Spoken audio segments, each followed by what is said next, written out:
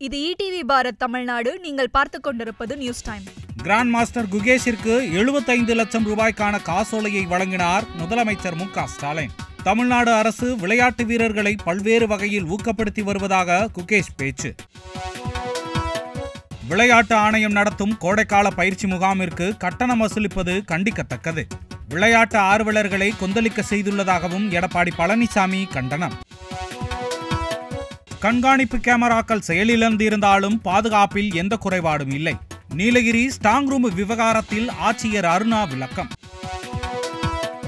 பாஜக என்றாலே இஸ்லாமியர்களுக்கு எதிரானவர்கள்தான் என்ற கருத்து நிலவுகிறது.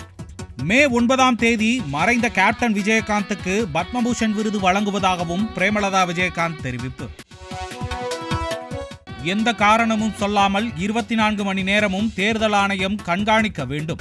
நீலகிரி ஸ்ட்ராங் ரூம் CCTV ஒளிபரப்பு தடையான விவகாரத்தில் அத்தொகுதியின் பாஜக வேட்பாளர் எல்முருகன் கருத்து. முன்னாள் பிரதமர் தேவகவுடாவின் பேரன் பிரிஜுவல் ரேவண்ணா மீது வழக்கு பதிவு. ஆபாச வீடியோ புகாரில் பதியப்பட்ட வழக்கால் கர்நாடக அரசியலில் அதிர்ச்சி. ரீரிலீஸ் படங்களால் சிறிய பட்ஜெட் படங்களுக்கு பாதிப்பில்லை. ரீரிலீஸ் படங்களால் புதிய படங்களுக்கு வரும் ரசிகர்கள் குறைவாக உள்ளதாக தகவல் வெளியான நிலையில் இயக்குனரும் சினிமா விமர்சகருமான கேபிள் சங்கர் ETV பாரத்திற்கு பிரத்யேக பேட்டி. இன்று முதல் அடுத்த 4 நாட்களுக்கு வட தமிழ்நாட்டின் உள் மாவட்டங்களில் வெப்ப அலை வீசக்கூடும். இதர மாவட்டங்களில் 2 முதல் 3 டிகிரி செல்சியஸ் வெப்பம் அதிகரிக்க வாய்ப்புள்ளதாக சென்னை வானிலை ஆய்வு மையம் தகவல். இதுபோன்ற செய்திகளை உடனுக்குடன் தெரிந்து கொள்ள இணைந்திருங்கள் ETV பாரத் தமிழ்நாடுடன்.